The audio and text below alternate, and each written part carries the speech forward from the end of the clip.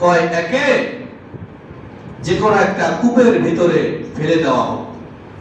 যে মানুষ যাবে, কোন দল যাবে, ব্যবসায়ী দল যাবে, তারা কূপে যখন পানি নেওয়ার জন্য যাবে, হয়তো বা সেক্ষেত্রে তারা বেঁচে যাইতে পারে। এটা বইলা তারা সকলে বুদ্ধি করলো, না তাকে হত্যা করা হবে না, তাহলে কি করা হবে?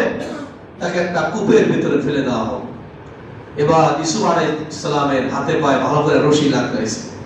তাফসীরের ভিতরে আসছে, তখন ইউসুফ আলাইহিস সালাম ভাইদেরকে অনুনয় বিনয় করতেছিল যে তোমরা আমাকে মাইরো না, আমাকে তোমরা হত্যা করো না, আমাকে বাঁচায় রাখো।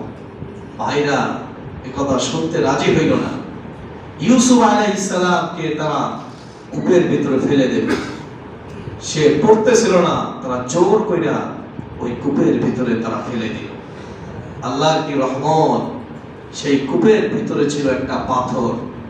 ইউসুফ আলাইহিস সালাম গিয়া সেই পাথরের উপরে অবস্থান করলেন। যখন এই ফালায় দিছে অবস্থান করলেন, ইউসুফ আলাইহিস সালাম যে পাথরের ভিতরে অবস্থান করলেন, ওই সময় জিবরাইল আমিন ইউসুফ আলাইহিস সালামের কাছে ওহী নিয়ে আসছে। বলি সুবহানাল্লাহ।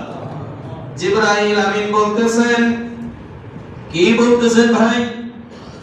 وأوحينا إليه لتنبئنهم بأمرهم هذا وهم لا يشعرون।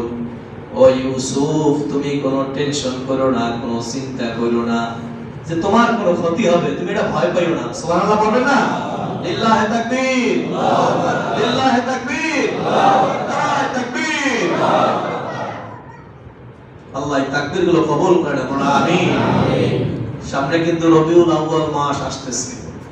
আজকে আপনার সফরের 27 তারিখ, আর 3 দিন পরে রবিউল আউয়াল মাস আসতেছে। আমাদের আমল আরো বাড়াইতে হবে। যে রাসূলের মাধ্যমে আমরা এই দ্বীন ইসলাম পেয়েছি, সেই রবিউল আউয়াল মাস আসতে